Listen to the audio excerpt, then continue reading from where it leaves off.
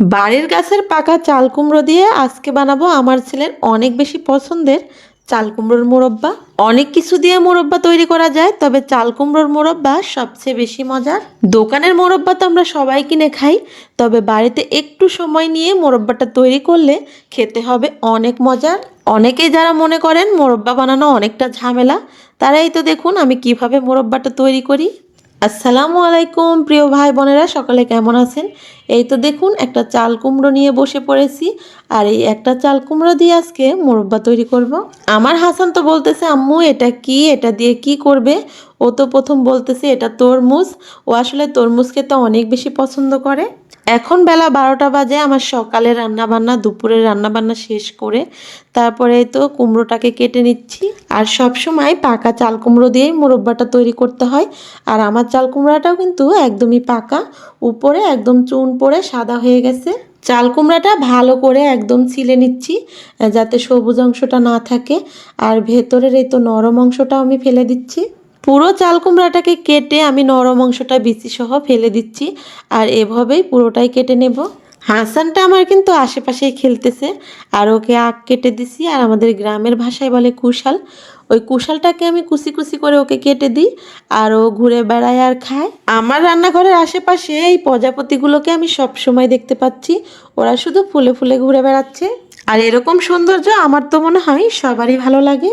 পুরোটা চাল কুমড়োই আমার কাটা হয়ে গেছে, এবার কাঁটা চামচ দিয়ে এভাবে কেচে নেব।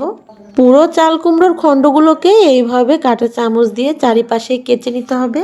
আমার এই চারিপাশের গাঁদা ফুলের গাছগুলো এত বড় হয়ে গেছে যে আমার ঘরটাকে দেখা যাচ্ছে না। এই গাছগুলো ছোট রাখার জন্য আমি কিন্তু অনেকবার আগাগুলো কেটে দিছি, তারপরেও অনেক বড় হয়ে গেছে। এই গাঁদা ফুলের গাছগুলো কিন্তু আমি ডাল কেটে কেটে লাগিয়েছি, আর ডাল থেকে এই গাঁদা ফুলের গাছগুলো হয়েছে। আর এই তো দেখুন সবগুলো চাল কুমড়োর টুকরোগুলোই কি সুন্দর করে কেচে নিছি।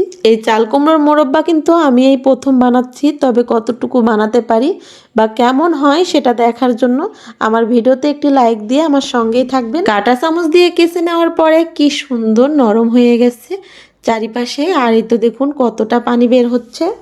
এখন এই তো পিস পিস করে কেটে নিচ্ছি সবগুলোই।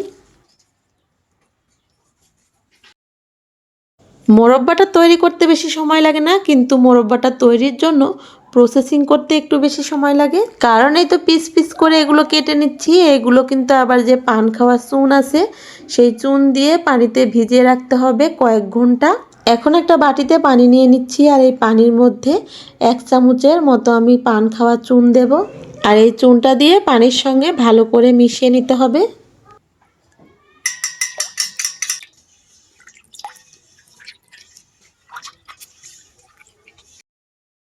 সবগুলো কুমড়োর পিসগুলো যেন পানির মধ্যে সুন্দর করে ডুবে থাকে সেই পরিমাণেই পানি নিতে হবে। সবগুলো টুকরো দেওয়ার পরে পানির ভিতরে একটু নেড়ে চেড়ে সবগুলোই ডুবিয়ে দিচ্ছি, আর এটা প্রায় 4-5 ঘন্টা রেখে দিতে হবে এইভাবেই। অনেকেই কিন্তু রাতে এভাবে রেখে দেয় আর সকালে মোরব্বাটা তৈরি করে। আমি তবে বেশিক্ষণ রাখলাম না, এই তো 4 ঘন্টা রেখে দিয়ে চলে আসলাম একদম বিকেল বেলাতে। চুনের পানিতে ডুবিয়ে রাখার পরে চাল কুমড়োর টুকরোগুলো কি সুন্দর শক্ত হয়ে গেছে, আর এই শক্তটা করার জন্যই চুনের পানিতে ডুবিয়ে রাখা। এবার এই চাল কুমড়োর টুকরোগুলোকে একদম ভালো করে পরিষ্কার করে ধুয়ে নিতে হবে পানি দিয়ে। যেহেতু চুনের পানিতে এগুলো ভিজিয়ে রাখা হয়েছিল সেই জন্যই ভালো করে ধুয়ে নিতে হবে।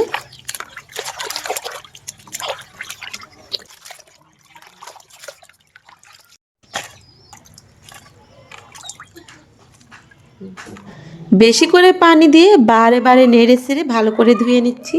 এখন কিন্তু প্রায় সন্ধ্যা হয়ে আসতেছে, আর এই তো আমার মোরব্বাটা বানানোর জন্য একদম রেডি। এখন চুলার জালটা ধরিয়ে দিচ্ছি, আর এই কুমড়োর পিসগুলাকে আবারও ভাপ দিতে হবে পানির মধ্যে।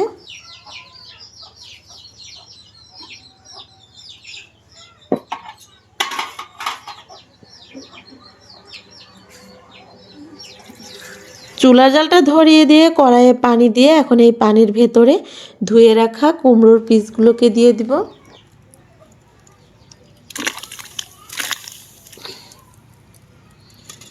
এই কুমড়োর পিসগুলোকে কিন্তু সিদ্ধ করা যাবে না, যখন পানিটা বলক উঠে আসতে থাকবে তখনই এই কুমড়োর পিসগুলো কিন্তু হয়ে যাবে, আর নামিয়ে নিতে হবে। কয়েক মিনিট পরে আমার চাল কুমড়োর পানিটা এই তো বলক উঠে আসতেছে, আর কুমড়োটাও ভাপ হয়ে গেছে, এখন নামিয়ে নেব। আমার হাসানটা কিন্তু আগুন দেখলে অনেকটা বিরক্ত করে, সব সময় শোলা নিয়ে আগুন নিয়ে খেলা করে, সেই জন্য ওকে আসলে চুলার পাড়ে রাখতে ইচ্ছে করে না। পানি থেকে উঠিয়ে চাল কুমড়োর পিসগুলোকে আমি আবারও পানিটা ঝরিয়ে সঙ্গে সঙ্গে বাটিতে উঠিয়ে নিচ্ছি। গরম গরম চাল কুমড়ো পিসের মধ্যে আমি চিনিটা দিয়ে দিচ্ছি, তাহলে চিনিটা খুব সহজেই গলে যাবে। নেড়ে চেড়ে চিনিটাকে একদম মিশিয়ে নিচ্ছি, আর চিনিটা কিন্তু এখনই খুব তাড়াতাড়ি গলে যাচ্ছে। আর চিনিটা নেড়ে চেড়ে গলানোর পরে এই তো আবারও কড়াইয়ে দিয়ে দিচ্ছি চুলার উপরে। চিনিটা দেওয়ার পরে অনেকগুলো পানি বের হয়েছে, এই তো এখন চুলার উপরে এই চিনির পানিটাকে শুকিয়ে নিতে হবে জাল দিয়ে। এদিকে মোরব্বাটা তৈরি করতে করতে একদমই সন্ধ্যা হয়ে গেছে। এই তো দেখুন চারিদিকে অন্ধকার হয়ে আসতেছে। রাতেও আমার শখের এই রান্নাঘরেতে খুব সুন্দর রান্না করা যায়, যেহেতু আলোর ব্যবস্থা করা আছে। অনেকটা সময় ধরে মোরব্বাগুলোকে জাল করতেছি। ওই তো আমি বসে বসে মোরব্বাটা তৈরি করতেছি, আর চারিদিকে আলোতে একদম বাড়িটা ফকফকা। এখন কিন্তু চিনির পানিটা একদমই শুকিয়ে আসতেছে, আর এটা একদমই আস্তে জালে জাল করতে হবে। এদিকে আমার হাসানটা দেখুন কি করতেছে। অল্প দিতে হবে, এত লাগবে না।